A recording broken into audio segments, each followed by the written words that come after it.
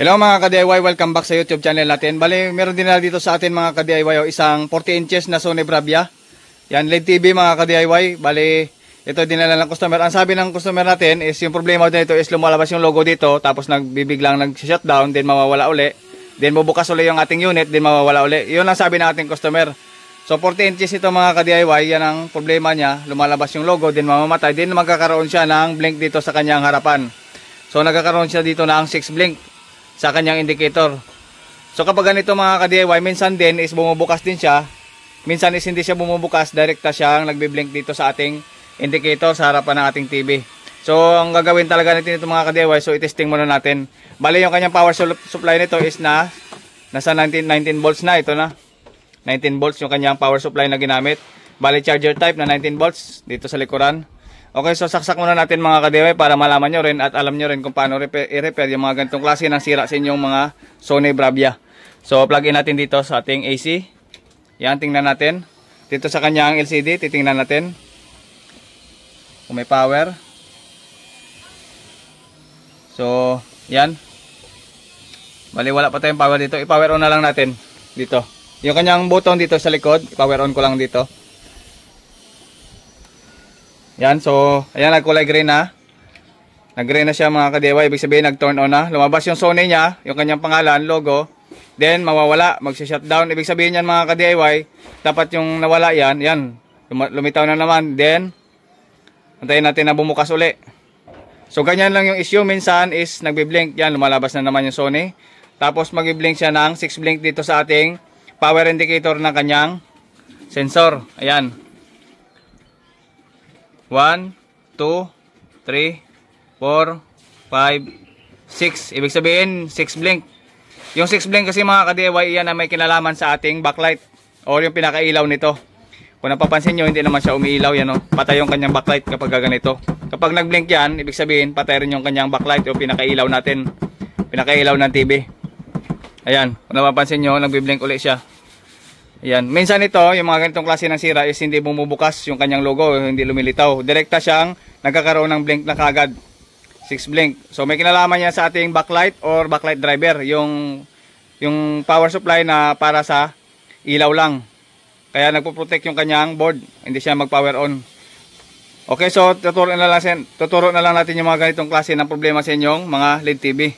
Tara, buksan muna natin. Bale, ito ay 40 inches na Sony. Yan, 40 inches yan. Titingnan natin sa likod pag ganito kalaki. 40 inches yan. So, gawin natin is unplug muna natin dito. Yan. Bari 19 volts. Charger type. Yan. Common problem o common issue sa ating mga Sony Bravia. Tingnan natin dito sa likuran. Yan. Yung pinaka model number niya is wala siyang model number. Wala siyang sticker dito. Yan o, tinanggal. Tinanggal yung kanyang sticker, yung pinaka model number, kaya hindi natin ma-find out kung anong klaseng model number siya. Pero try lang muna natin, buksan natin. Tara.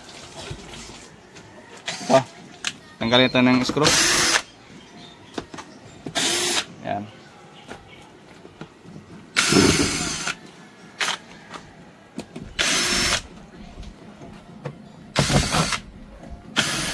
Okay.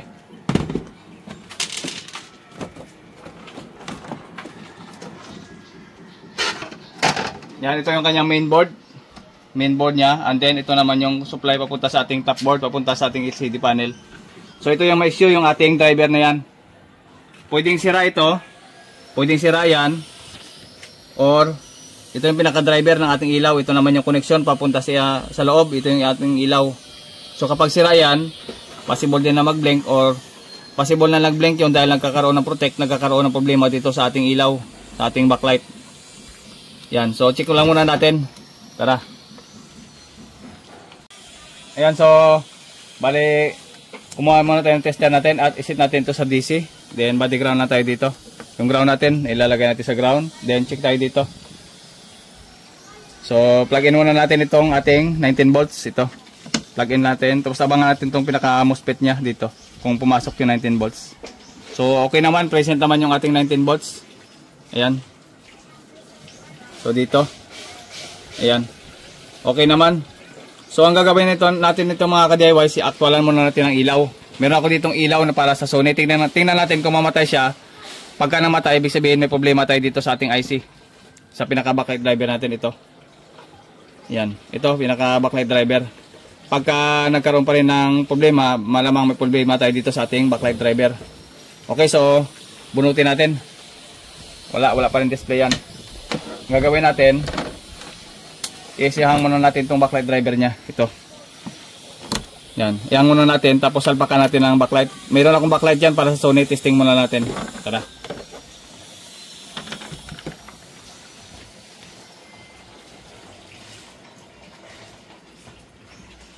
Yan, bali ito yung backlight ng Sony mga ka-DIY oh. Yan. Backlight yan ng ating Sony Bravia. Yan, meron akong isang set dito sa 40 inches, meron akong set dito. So marami pa tayong stock pa ng ganito Sony na backlight, may mga stock tayo. So check muna natin, salpakan natin ang backlight, tingnan natin kung mamatay. Dito sa terminal. Para ma-prove natin mga ka-DIY na nagkakaroon ng problema sa backlight. Pagka hindi namatay yung backlight natin, yan, ito yung pinakailaw natin. Oh. Yan, ito yung backlight strip ng ating Sony. Pag hindi yan namatay, ibig sabihin lamang, wala tayong problema sa driver. Sa backlight tayo may problema. Okay? So, ganito lang. Saksak muna natin to. Yan, saksak natin yung power supply nya. At i-power on. Ito. Titingnan natin kung bubukas yan. Kung bubukas yung backlight natin. Pagka bumukas at namatay, may problema tayo sa ating backlight driver. So power on natin. Yan. So antayin lang natin. Yan, nagkaroon na tayo ng ilaw. Napapansin nyo, nag-inject tayo ng ilaw sa labas. Tingnan natin kung mamamatay. Ayan. So hindi naman siya namatay mga ka-DIY kung napapansin nyo. Dapat yan is pagbukas, then mamamatay siya. Yan o. Yan. Okay. Yan, hindi siya namatay. Ibig sabihin lamang, good yung ating driver. Good yung ating backlight driver. Wala tayong problema sa ilaw. May problema pala tayo dito sa ating ilaw. Pero sa kinabit natin, siyempre, hindi siya namatay. Ibig sabihin lang, wala na siyang ibang problema kundi yung kanyang backlight na kapag ganito. Ngayon naman mga ka-DIY, ituturo ko sa inyo kung paano gawin yung mga ganito na kahit hindi na kayo magpalit ng backlight. Ayan, so ituturo ko sa inyo kung paano na kahit hindi na kayo magpalit ng ganito backlight. Ayan. So dito mga ka-DIY, isa na namang trick. Bunutin natin yung ating power supply, yung 19 volts. Ito. So yan, nakita nyo, hindi namatay yung ating ilaw. Yan, tuloy pa rin sa pag-ilaw. Ibig sabihin, nasa ilaw yung problema natin doon sa loob. Okay, binunot na natin, pinower up na natin. Alisin muna natin to ating backlight driver na in-inject. Yan. So ngayon, is tutukan ko tong pinaka-driver niya. Ito. Tutukan natin ang microscope camera natin para i-share ko sa inyo kung paano gawin yung mga ganito. Tara, yun ang ano. Yan, gamitin natin yung ating microscope camera. Tara. Ayan mga ka-DIY, bali ganito muna yung nakadapa yung ating TV. Tapos tinutukan ko muna yung kanyang pinaka-backlight driver natin, backlight driver IC natin ito. So doon sa monitor makikita natin. Yan yung kanyang number mga ka-DIY kung napapansin nyo. Yan. Bali ito yung number niya. Yan. Bali BD93. Ito. Ito yung number ng kanyang IC. BD 9397 EFB.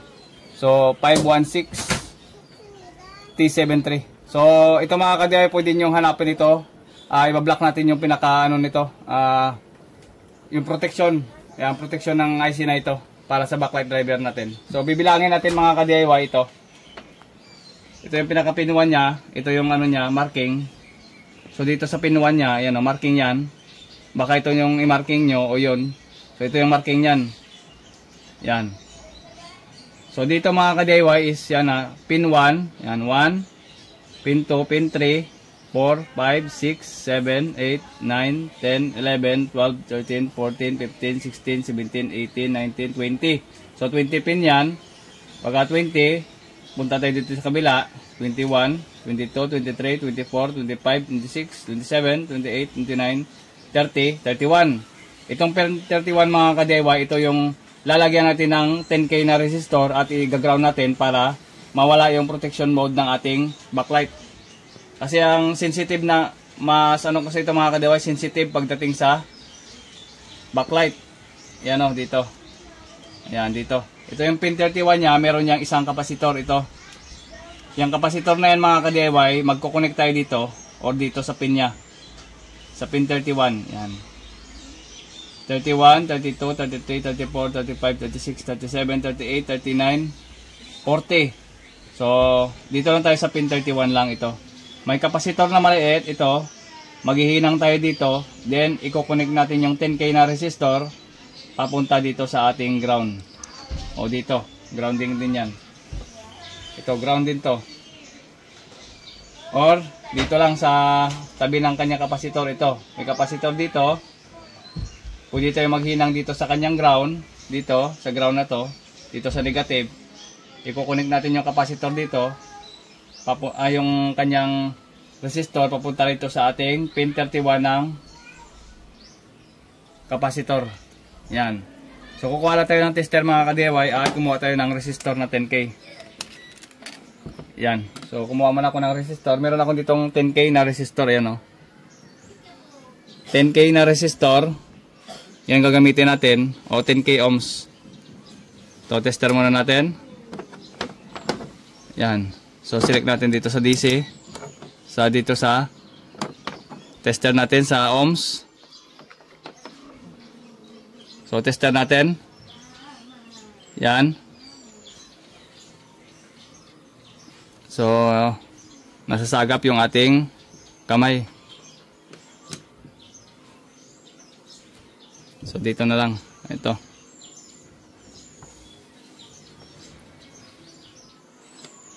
Yan. 10K. 9.78 K ohms or 10K. Round off sa 10K na yan. 10K ohms. Okay? So, kakabit natin yan dito. So, papakita ko na lang sa inyo mamaya. Okay, kabit natin to para matanggal yung kanyang protection para sa backlight. Okay? Tara.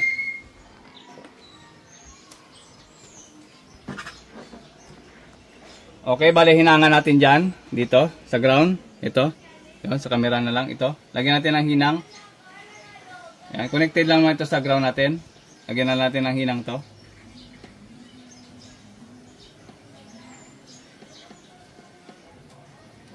Ayan.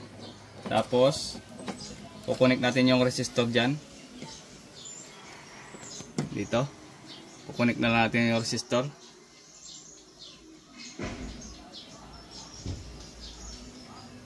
Ayan. Kita nyo? Ayan. Tapos, kakat na lang natin yung sobra at hinangin natin doon sa kapasitor.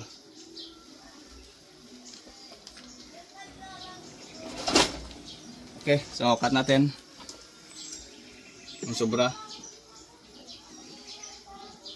Ayan. Tapos dito naman, i-connect natin yung isa. Sobrang liit lamang ito. Kaya kailangan ng microscope or medyo malinaw yung inyong mga mata pag ganito kaliit. Ayan, so cut na lang natin yung sobra.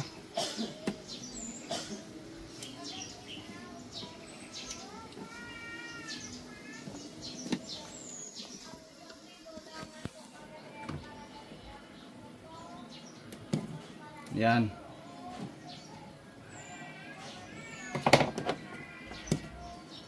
Tutok natin dito. Yan. Okay. So,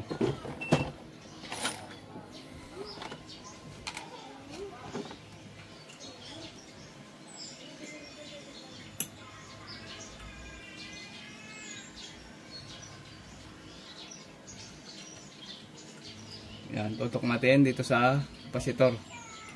So, yan. Tutok ko na. Okay, yun. Yun lang. Tapos, hinangan na natin yan. Testing muna natin yung mga ganito kung kaya niyang tanggalin yung protection. Pwede na naman kasi doon malapit sa backlight. May isa pa itong ginagawa para matanggal yung ganong problema, yung nagahang or hindi tumutuloy. Yan, connected na. Ganun lang. Okay, so buzzer natin, tingnan natin kung nag-connect na.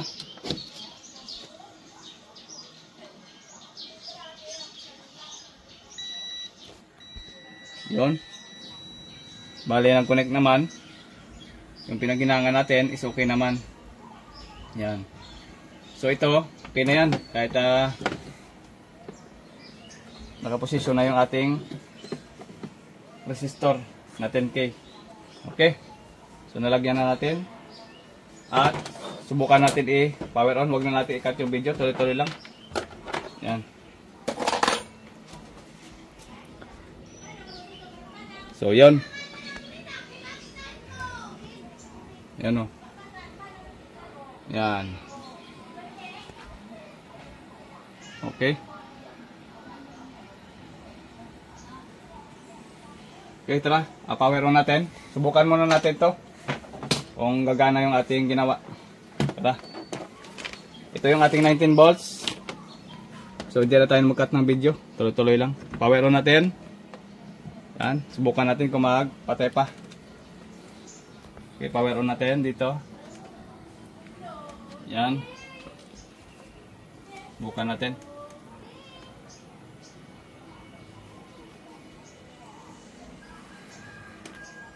Hindi po pala nakakabit yung ating backlight. Kalimutan ko. Tanggalin muna natin. Yung backlight pala hindi natin nakabit. Ito, yung original na backlight niya. Subukan natin ikabit. Then, i-power on ulit natin. Saksak natin. Okay. Tingnan natin dito. So, lumabas na yung Sony. Ito natin kung bubukas. So, yun. Okay na siya. Yan, hindi naman namatay. Yan, o. Kung napapansin nyo, lumabas na itong ano natin, yan, o. Yan. Okay na, lumabas na. Yan. Bale, okay na yung kanyang screen. Hindi na siya namatay. O, yun lang ginawa natin. Nilagyan na natin ng 10K na resistor. At okay naman. Yan. Yung mga ganito kasi na klase ng mga driver is may mga protection. Gagaya ng Sony Bravia. Yan. So, yun lang yung nilagay natin. Ito lang. Yun lang yung kanina. Okay na siya ngayon. Yan. Yan o. Yan. Yan o. Yan. Okay na. Yan. So, lagyan natin ang signal. Try muna natin lagyan ng signal mga kadeway. Okay na siya. Ayan mga kadeway, pinatayo ko muna siya dahil wala kami signal pala ngayon. Bali, ito lang muna yung gagamitin natin, yung HDMI ng aking microscope. So, dito sa ilalim mga kadeway, tinutukan ko siya ng microscope. Yan o. Ito yung ating maliit na sample, yung maliit na object natin na DC to DC natin, ito. Yan. So, normal naman siya mga ka-DIY, oh. Okay yung screen niya. Yan. Yan. Meron ditong part ng sunog ito. Yan, dito. Yan yung sunog, oh. Yan. Yan. Okay, so okay naman siya mga ka-DIY. Wala pa kami ngayong signal. Yan lang muna mga ka-DIY, oh. Yan, okay naman siya ngayon. Yan. So, naka-HDMI yan ng aking microscope camera. Yan. So, normal naman mga ka-DIY yung kanyang screen. Walang tama, walang problema. So, malinaw. Ayos mga ka-DIY, yun lang gagawin nyo. Pwede namang palitan ng backlight. Pwede namang gawin yung ganitong solusyon kapag wala muna ng backlight. So, yun lang muna. Okay lang naman yun. So, yun sana ipapalit kong backlight ito. Yan. So, yan okay lang naman yan kahit wala tayong pamalit. Pagka nag-shutdown uli, so palitan na natin ng bago. Okay, so palit bago na lang tayo niyan. Okay, so tinanggal ko muna dito. Okay. So assemble ko lang ito mga ka-DIY. I-assemble lang natin. So yan pa rin yan. Pa rin yan. Ginawa natin. Okay? So hanggang dito lamang mga ka-DIY. So ibabalik muna natin to. Okay na yan. pwede na yan ibigay sa customer. Ayan. So kapag mag-shutdown, pwede naman natin palitan ng bagong backlight talaga. So kausapin mo natin yung may-ari nito bago natin gawin. Pero okay naman yan mga ka-DIY kapag wala kayong spare. Yun lamang protection. So hanggang dito lamang mga ka-DIY. Maraming salamat sa panonood. This is JM Tutorial. Bye bye.